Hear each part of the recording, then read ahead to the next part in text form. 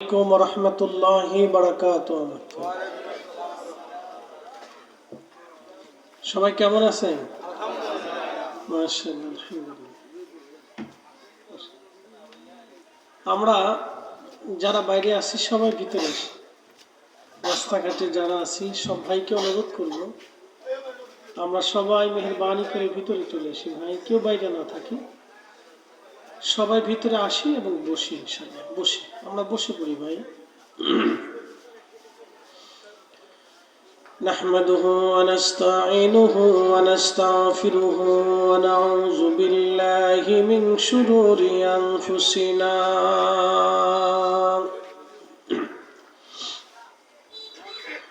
ومن سيئات أعمالنا من يهده الله فلا مضل له ومن يضلله فلا هادي له ونشهد أن لا إله إلا الله وحده لا شريك له ونشهد أن محمدا عبده ورسوله أرسله بالحق بشيرا ونذيرا وداعيا إلى الله بإذنه وسراجا منيرا. أما بعد فقد قال الله تعالى في كلامه المجيد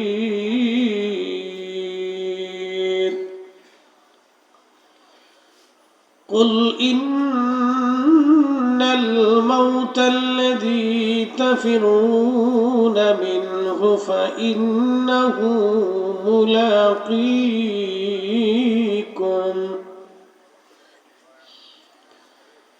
ثم تردون إلى عالم الغيب والشهادة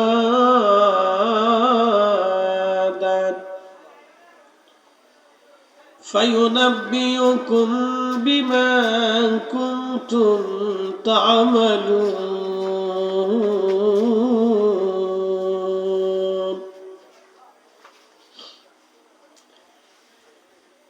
يا أيها الذين آمنوا إذا نودي للصلاة من يوم الجمعة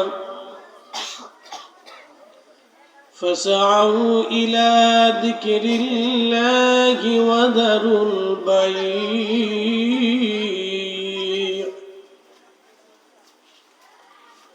ذلكم خير لكم إن كنتم تعلمون.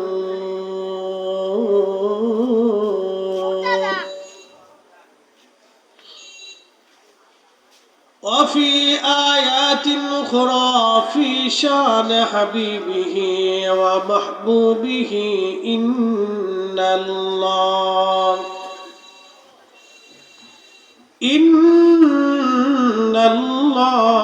وملائكته يصلون على النبي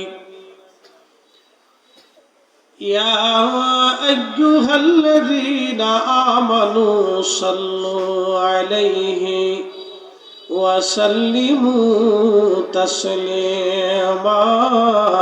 اللهم صل على مولانا محمد وعلى آل سيدنا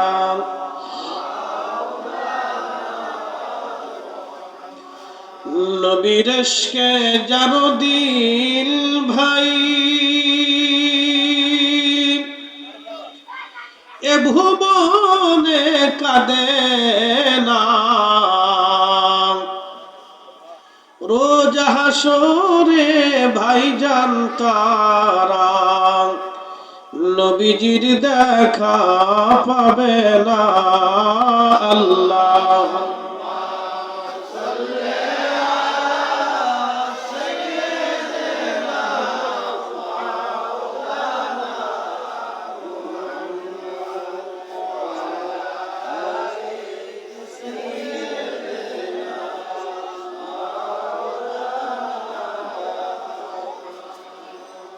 বাড়ি বাড়ি করর এমন, এ বাড়ি ঘর তোমার না,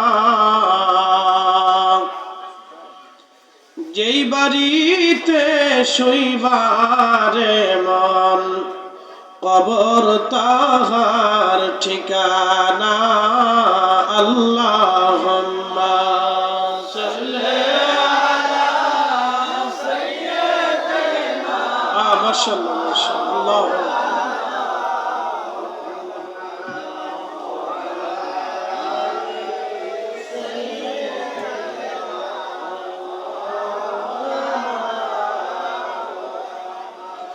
লা ইলাহা ইল্লাল্লাহ, লা ইলাহা ইল্লাল্লাহ, লা ইলাহা হাসবি রব্বি জাল্লাল্লাহ, মা ফি কলবি গায়রুল্লাহ। আহ নূর মুহাম্মদ সাল্লাল্লাহ, বলি নূর মুহাম্মদ সাল্লাল্লাহ, পড়ি লা ইলাহা ইল্লাল্লাহ, লা ইলাহা লা ইলাহা লা ইলাহা ইল্লাল্লাহ মুহাম্মাদুর রাসূলুল্লাহ সাল্লাল্লাহু আলাইহি ওয়াসাল্লাম। শান্তিনগর হযরতে হুসাইন রাদিয়াল্লাহু তাআলা আনহু সুন্নি সংগঠনের উদ্যোগে ষষ্ঠ বার্ষিক সুন্নি মহাসম্মেলন, এমন একটা নাম, অত্যন্ত বরকতময় একটা নাম, সাইয়্যিদা শাবাবি আহলিল জান্নাহ। একটা কথা বুঝতে হবে, সাইয়্যিদা শাবাবি আহলিল জান্নাহ। আল্লাহ রাসূল বলেন, পৃথিবীতে যত যুবক মারা যাবে, যত যুবক থাকবে সারা পৃথিবী, ইমানদার যত যুবক, বেহেশতি যত যুবক, সমস্ত যুবকদের সাইয়্যিদ, শিরতাজ, তো জান্নাতি সাইয়্যিদ। একসাথে বলবেন আল্লাহু আকবার। তো দুইজনের ভিতরে একজন, যিনি সুলতানে কারবালা, ইমাম হুসাইন রাদিয়াল্লাহু তাআলা আনহুর নামে এই সংগঠনের সকল সদস্যদের উদ্যোগে আপনাদের সবার সহযোগিতায় ষষ্ঠতম মাহফিল আজকে চলমান। ষষ্ঠ অধিবেশনের শেষ অধিবেশনে আমি আপনাদের আজকের মনোনীত একজন বক্তা। আল্লাহ আমাকে কবুল করেছে। বৃষ্টিকাদার দিনে আল্লাহ আমাদেরকে একটু মেঘ মুক্ত রেখে সুযোগ করে দিয়েছেন। আল্লাহ এই এলাকার বহু মানুষ থেকে যাচাই করে আপনাকে এবং আমাকে আল্লাহ আজকের বেহেশতের বাগানের জন্য কবুল করেছে। সেই জন্য আল্লাহর আসমানে আমরা একসাথে শুকরিয়া আদায় করে বলি আলহামদুলিল্লাহ। প্রিয় ভাই, একটা কথা বলি, হযরতে ইমাম ইবনে হিব্বানের সহিহ ইবনে হিব্বানের ভাষায় নবী আলাইহিস সালাম চলে গেছেন 1,24,000। বিশ্ববিখ্যাত মুহাদ্দিস, হাদিস বিশারদ মোল্লা আলী কারি মাক্কি রাহিমাহুল্লাহের শারহে ফিকহুল আকবারের ভাষায় নবী আলাইহিস সালাম গত হয়েছেন 2,24,000। আমরা যদি 2,24,000 নবী ধরে রাখি পৃথিবীতে, এক বছর অন্তর অন্তর যদি এক একজন নবী দুনিয়াতে আসে, তো মানব জাতির বয়স মিনিমাম 2,24,000 বছর। 2,24,000। আমার হিসাবে, আমার ওয়াজ হচ্ছে পরিসংখ্যান হিসাব, বাচ্চারা আমার ওয়াজ বুঝবে না। এই জন্য ওরা যদি চলে যেতে চায় তাহলে ওদেরকে ঠেকায় না, কারণ আমার ওয়াজ হচ্ছে একটু বয়স্ক মানুষের জন্য, অর্থাৎ যারা মোটামুটি বুঝে তাদের জন্য। আর যারা বুঝে না ওরা আমার ওয়াজ বুঝবে না, এটা ব্যাখ্যামূলক ওয়াজ আর কি। তো খুব মনোযোগ দিবে। মহিলারা যারা আসেন নির্দিষ্ট জায়গায় বসে থাকে, আমার ওয়াজের ধরন হলো 10 জন লোক যদি বুঝে তাও আমার এখানে কৃতকার্যতা আছে, আর কিছুই যদি না বুঝে তাহলে এটা আমার ব্যর্থতা। তো মনোযোগ দিবেন, পৃথিবীর মানব জাতির বয়স 2,24,000 বছর আমরা একটা পরিসংখ্যানে ধরলাম আর কি। এখন হাসরের মাঠের তুলনায় কতদিন বা কত বড়, কোরআন থেকে আমরা একটা হিসাব নিই। আল্লাহ বলেন তা'রুজুল মালাইকাতু রূহু ফি ইয়াউমিন কানা মিকদারুহু 50,000 সানা। দুনিয়ার 50,000 বছর এক জায়গা করলে যত বড় হবে, হাসরের একটা দিন হলো তত বড়। একসাথে হবে না সুবহানাল্লাহ? দুনিয়ার কত হাজার বছর? 50,000 বছর। হাসরের মাঠের একদিন বরাবর, হাসরের মাঠের একদিন বরাবর দুনিয়ার 50,000 বছর। তো মানব জাতির বয়স যদি 2,24,000 বছর হয়, তাহলে হাসরের মাঠের কয়দিন হইল? 4.5 দিন। একসাথে বলবেন আল্লাহু আকবার, না আরেকটু জোরে, আরো জোরে।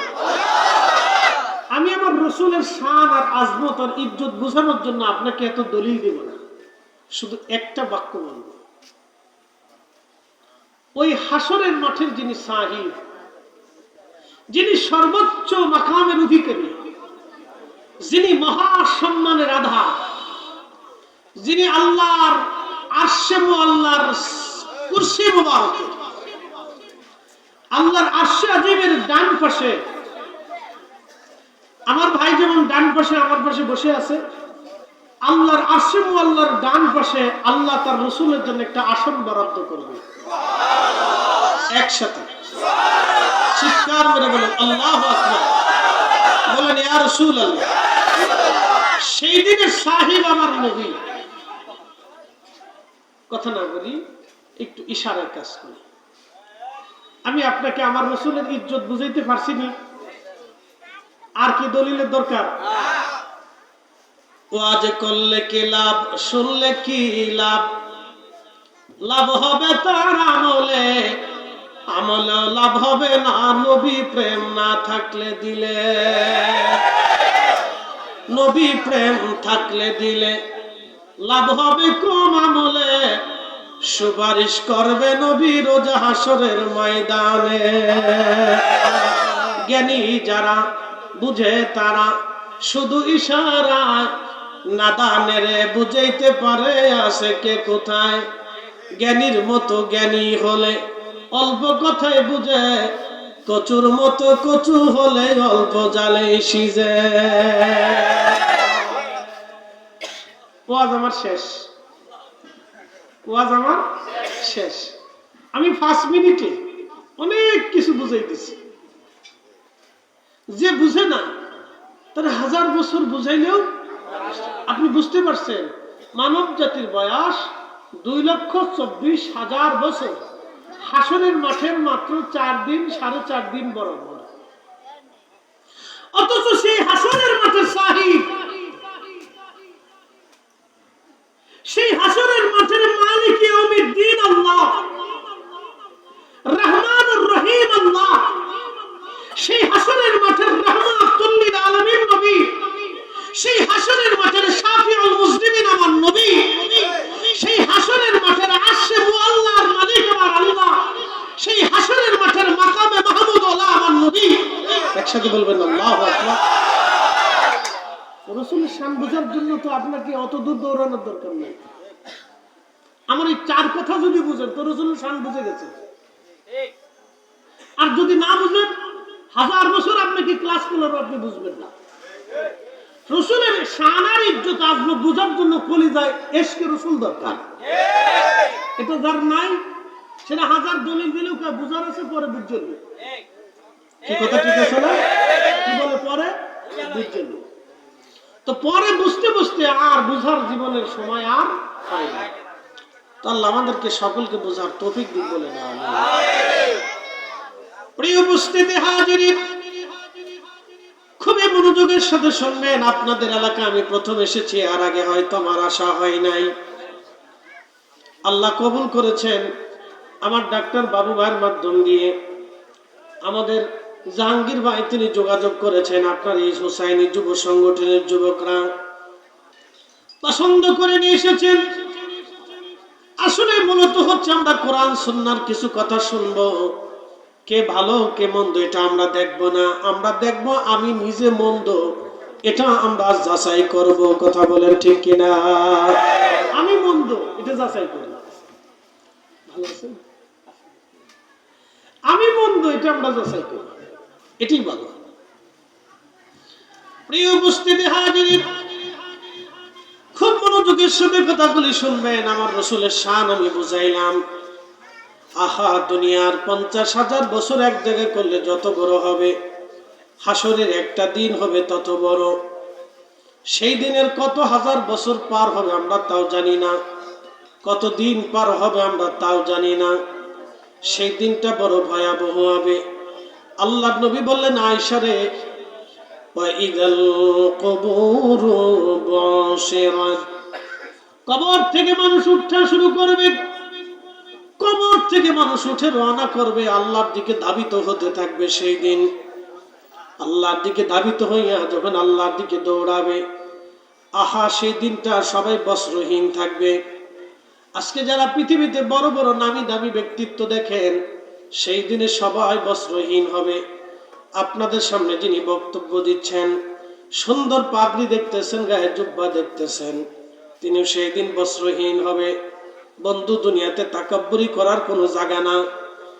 এই দুনিয়া থেকে 1000 বছরও যদি আপনি সফর করেন, কোটি কোটি হাজার হাজার বিলিয়ন ট্রিলিয়ন টাকার মালিক যদি আপনি হন, আপনার কাফনের কাপড় বরাদ্দ হবে মাত্র 3 টুকরা। আমাদের নারী সমাজ শুনে রাখেন, আপনার স্বর্ণের গহনা যদি হাজার হাজার ভরি হয়ে থাকে, তারপর আপনার কাফনের কাপড় হবে মাত্র 5 টুকরা। আমার বাবাজিরা ভালো করে শুনে রাখেন, আপনার জমিন যদি লক্ষ লক্ষ বিঘা সম্পত্তির মালিক হন, সারা পৃথিবীর মালিকও যদি আপনি হয়ে যান, তা আপনার জমিন হবে মাত্র 3.5 হাত বরাদ্দ, 1 ইঞ্চিও বেশিও হবে না। কথা বলে ঠিক কিনা? আমার ওয়াজ শেষ, 2টা কথা বাড়ি নিবেন, 2টা কথা বাড়ি নিয়ে যাবেন। হাজার হাজার কোটি টাকার মালিক হন, কাফনের কাপড় মাত্র 3 টুকরা। ও নারী সমাজ, আপনার লক্ষ লক্ষ ভরেও যদি স্বর্ণ গহনা বাড়িতে থাকে, বিশ্বের শ্রেষ্ঠ দামি আপনার হীরার টুকরো কোহিনূর যদি আপনি মালিক হয়ে থাকে, তাহলে আপনার জন্য কাফনের কাপড় হবে মাত্র 5 টুকরা। আর আপনি যদি সারা পৃথিবীর জমিনের মালিক হন, তাহলে আপনার কবরে হবে মাত্র 3.5 হাত জমিন বরাদ্দ, বেশি নেওয়ার কোনো সুযোগ নেই। এই কথা 2টা যদি কেউ বাড়ি পর্যন্ত নিয়ে যায়, তো কালকে থেকে গুসু খাবে না, সুদু খাবে না, অন্যের জমিও মারবে না, অন্যের অর্থও মেরে দিবে না, অন্যের হক নষ্ট করবে না। কথা বল ঠিক কিনা? যদি এই 2টা কথা কেউ বুঝে বাড়ি পর্যন্ত নিয়ে যায়, বা শেষ আমার ওয়াজ। আমি 10 মিনিটে অনেক কথা বলে ফেলছি, একবারে সারমর্ম বুঝেছি। এখন আপনাদেরকে ব্যাখ্যা বিশ্লেষণ বুঝাই। প্রিয় উপস্থিতি, শান্তিনগরবাসী নামটা তো খুব সুন্দর, শান্তিনগর। আসলে শান্তিতে থাকে সবাই, নাকি বলে? মিলেমিশে থাকে, এটাই ভালো, আলহামদুলিল্লাহ। নাম শান্তিনগর। এক জায়গায় গেছে ওয়াজ করতে, গ্রামের নাম কি হচ্ছে জগরার শহর। আমি চিন্তা করলাম, বাপরে বাপ, যে নাম, আমি কোন ওয়াজ করে আবার ঝগড়া লেগে যাবে আল্লাহ জানে। এমনি নামই জগরার শহর, যে শহরে খালি ঝগড়াই লেগে থাকে। কি নামের নাম চিন্তা করে, নাম শুনলেও ডর করে। আরেক জায়গার নাম হচ্ছে ডাকাতিয়া, মানে সেই জায়গাগুলো ডাকাতিয়া।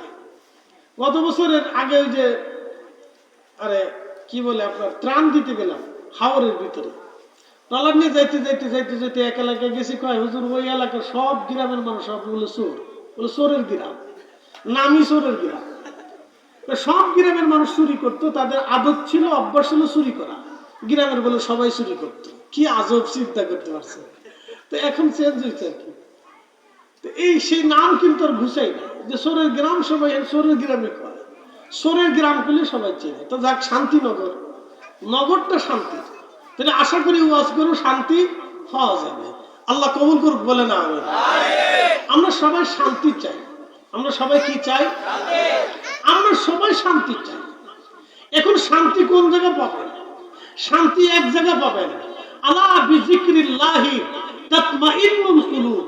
আল্লাহর জিকিরের মধ্যে শান্তি। আল্লাহর জিকির কি?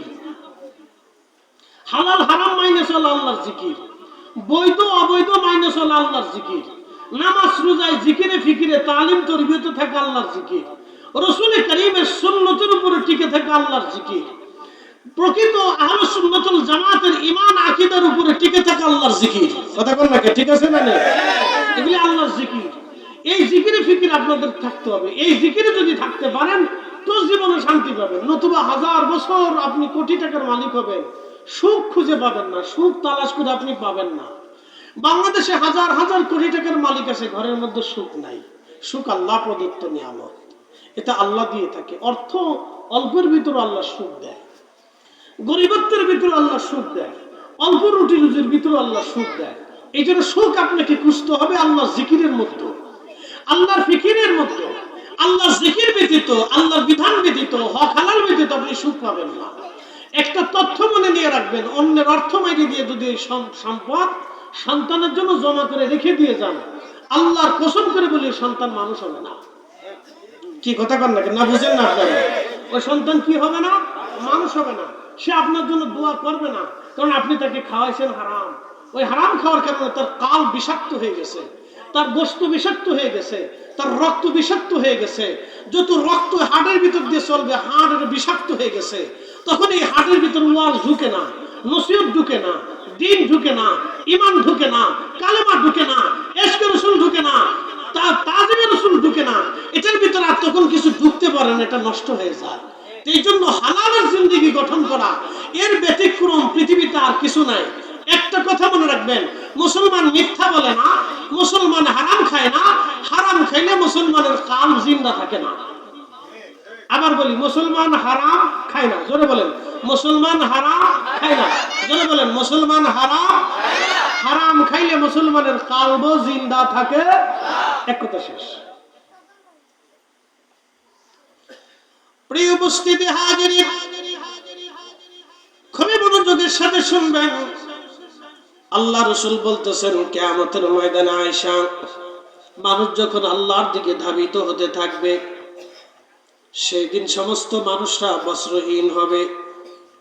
বর্তমান পৃথিবীর সবচেয়ে প্রভাবশালী তিনজন প্রেসিডেন্ট আছে। একজন প্রেসিডেন্টের নাম মার্কিন প্রেসিডেন্ট ট্রাম্প, আরেকজন প্রেসিডেন্টের নাম রাশিয়ান প্রেসিডেন্টের নাম ভ্লাদিমির পুতিন, আরেকজন চীনের প্রেসিডেন্টের নাম শি জিনপিং। অর্থনৈতিক ভাবে বলেন, সামরিকভাবে তারা অত্যন্ত পারদর্শী এবং বিশাল পৃথিবীর বৃহৎ একটা শক্তি। কিয়ামতের ময়দানে তিন প্রেসিডেন্টের 4 পয়সা মূল্য নাই। বলে কারণ কি? ঈমান নাই। ঈমান না থাকার কারণে কোনো মূল্য নাই।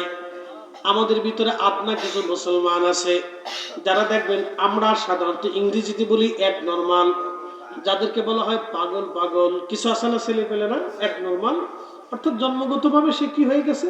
অ্যাবনরমাল হয়ে গেছে, একটু পাগল। ও সাদা সিধা, কারোটা মারার চিন্তা নাই, ধরার চিন্তা নাই, খাওয়ার চিন্তা নাই, ক্ষতি করার চিন্তা নাই। ও ফাইলে খায়, না ফাইলে রাস্তা দিয়ে আড়ে।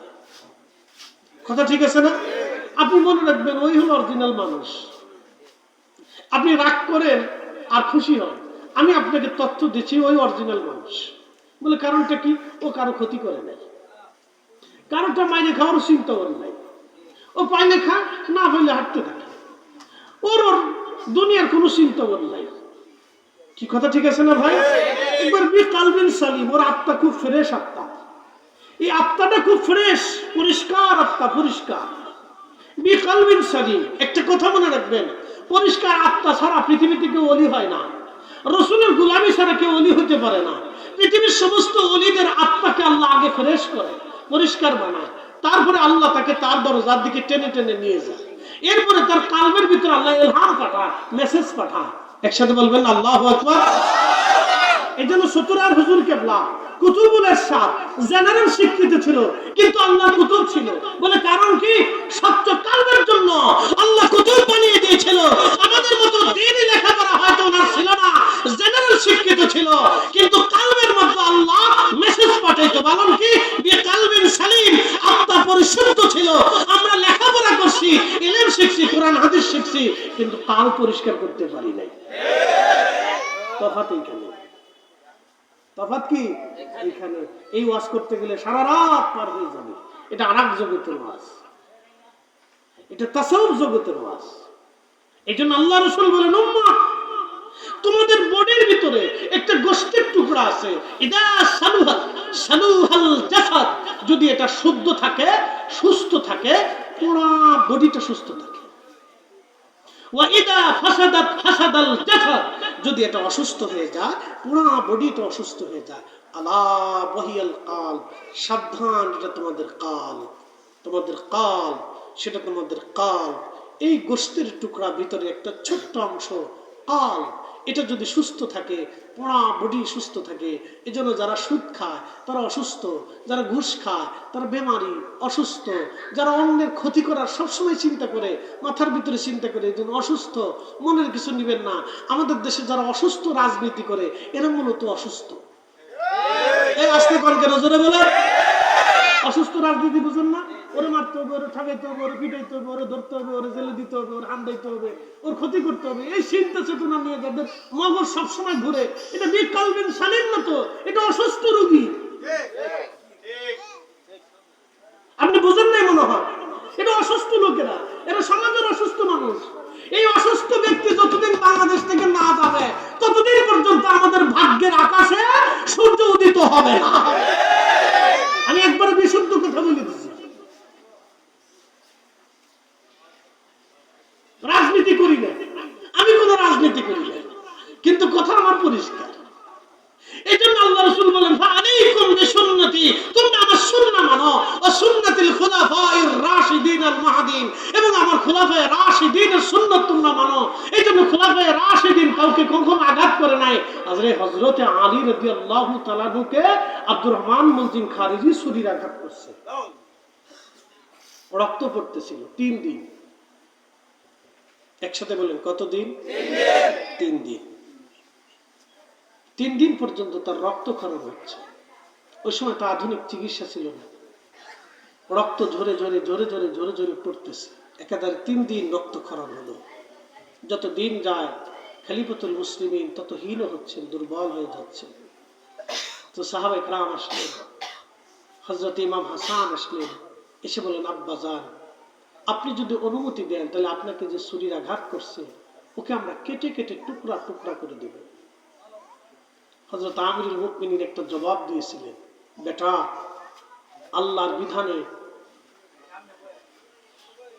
আচ্ছা ওরে বসে দেন, বেটা, আল্লাহর বিধানে আমি এখনো দুনিয়াতে জিন্দা আছি, আমি মৃত্যুবরণ করার আগ পর্যন্ত তোমরা তাকে শাস্তি দিতে পারো না। আল্লাহ যদি আমাকে বাঁচায় দেয় তাহলে সে আমাকে আঘাত করার যতটুকু শরীয়তের বৈধ শাস্তি ততটুকু সে পাবে। আর আমি যদি শহীদ হয়ে যাই তারপরে তোমরা তার মৃত্যুদণ্ড কার্যকর করতে পারো, তার আগে তোমরা করতে পারো না। একসাথে বলবেন আল্লাহু আকবার। না, জোরে বলুন। এটা কার আইন? আল্লাহ। জোরে বলেন, কার আইন? কার আইন?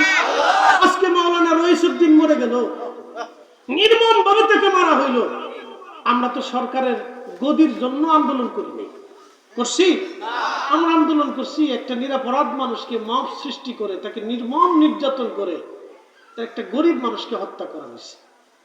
সে বাড়ি থেকে বের হওয়ার সময় মাকে বলেছিল, মা, আমি বেতনটা পাওয়ার পরে বাড়িতে চাল কিনে নিয়ে আসবো। আপনি বুঝতে পারছেন তার অভাবের দিকে তাকালে কষ্ট হয়। আমি এই কথাটা শোনার পর সহ্য করতে পারিনি, আমি নিজেকে স্থির রাখতে পারিনি। যেদিন ওর মাঠটা দেখছি তখন আমি কুতুব দিয়ে দ্বীপে মাহফিলে গেছি। বিশ্বাস করে সারাটা দিন আমার শরীর যন্ত্রণা করছে। আমি বললাম মানুষ এতটা নিষ্ঠুর হইতে পারে? শুধুও না, বাংলাদেশের যেই হোক, ইমাম হোক আর মুসল্লি হোক, যে ব্যক্তি হোক, একজন নিরপরাধ মানুষকে হত্যা করা মানে तमाम দুনিয়ার মানুষকে মেরে ফেলে দেওয়া। কথা ঠিক কি না? সে যেই হোক, এটা হইতে পারে না তো, এটা আল্লাহর আইনে নাই। আমরা শুধু তার হত্যার বিচার চাইছি, যে আপনারা একটা মামলা নেন, আসামিদেরকে ধরেন, এতটুকুই চাইছি, বেশি কিছু চাইছি। একটা মামলা নেন, আসামিদেরকে ধরেন, আর একটু শাস্তি দেন ওদেরকে, যাতে ওদের ভবিষ্যতে দুনিয়ার আর কোন ইমাম, সে কওমি হোক না, জামাতি হোক না, সালাফি হোক না, সুন্নি হোক না, কোন মতের হোক, কোন ইমাম, কোন আলেম, যাতে নিরপরাধ ভাবে আর মৃত্যু না নিতে হয় তার। কি কথা ঠিক আছে না ভাই? আমরা তো একজন ইমামের জন্য লড়ছি। আমরা চাই না তো কোন মায়ের কোল আর খালি হোক, তার ছোট্ট বাচ্চাটার দিকে তাকেন, আপনার মায়া লাগবে।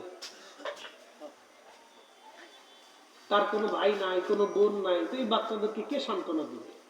তার মাকে কি দিয়ে বোঝাবেন আপনি বলেন? তার একটাই মাত্র সন্তান, ছোট সময় বাবাটা মরে গেছে, লোকটা নিজেও এতিম, আপনি বলেন। কিন্তু রাষ্ট্র ব্যর্থ হয়েছে, পারে না। তো এই জন্য বললাম, যারা অসুস্থ রাজনীতি করে, তারা অসুস্থ। কি কথা কর না কেন? সে যেই হোক, আমার বাপ হোক না চাচা হোক, ওগুলো আমার দেখার টাইম নাই তো। যে অসুস্থ রাজনীতি করে, মানুষের ক্ষতির চিন্তা করে, সেটা অসুস্থ। এটা আমি বলি নাই, স্বয়ং রাহমাতুল আলামিন 1450 বছর আগে বলেছে। এই জন্য আমাদেরকে অসুস্থ মানুষদের দূরে সরাইয়া সুস্থ মানুষদেরকে আমাদের রাজনীতির ভিতরে নিয়ে আসতে হবে, আমাদেরকে সমর্থন করে আনতে হবে। কথা কর ঠিক কি? বলে আমরা পরিবর্তন হব,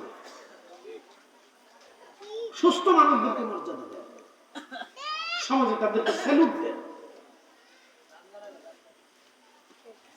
প্রিয় উপস্থিতি হাজিরিন, আমি এদিকে লম্বা বাড়াবো না, অনেক আলোচনা করে ফেলছি। বিকলবিন সালিম, পরিশুদ্ধ আত্মার কথা বললাম। قد أفلح من زكاها وقد خاب من دساها। এই জন্য পৃথিবীতে আপনি যত দেখবেন আহলুস সুন্নাত ওয়াল জামাত, আমরা যারা আহলুস সুন্নাত ওয়াল জামাতের অনুসারী আছি, যারা সুফিপন্থী, দেখবেন না কারো বাড়ি হামলা করি, আমরা কখনো কারো গাড়িতে আগুন জ্বালায়, দোকানে আগুন পাট দেই। এগুলো আমাদের আদত না, আমাদের শিক্ষা না বাজান। এগুলো আল্লাহ আমাদেরকে শিখাই নাই, রসুল আমাদেরকে শিখাই নাই। এটা কখনো কোনোদিনও কোনো আমাদের ওলিরা শিখাই দিয়ে যান নাই। প্রিয় উপস্থিতি, কিন্তু আমরা জালিমের বিরুদ্ধে সোচ্চার। পৃথিবীর যেখানে জুলুম হবে, নিরপরাধ মানুষ, নিরীহ মানুষ ক্ষতিগ্রস্ত হবে, তার পাশে দাঁড়ানো আমাদের সবার দায়িত্ব। সে কোন মতের, কোন দলের, সেটা আমরা দেখব না। আমরা দেখবো সে নিরপরাধ, নিরীহ মানুষ। নিরীহ মানুষের পাশে থাকাটাই হচ্ছে এই আল্লাহর ওলিদের দেওয়া শিক্ষা। কথা বলেন ঠিক কিনা? আপনি কোন ধর্মের, কোন মতের, এটা দেখতে পাবেন। আপনার বাড়ি হিন্দু, আপনি ইচ্ছা করলে হিন্দুর বাড়ি আপনি আগুন দিতে পারবেন না, পারবেন? আপনি ইচ্ছা করলে হিন্দুর দোকানে আগুন দিতে পারবেন?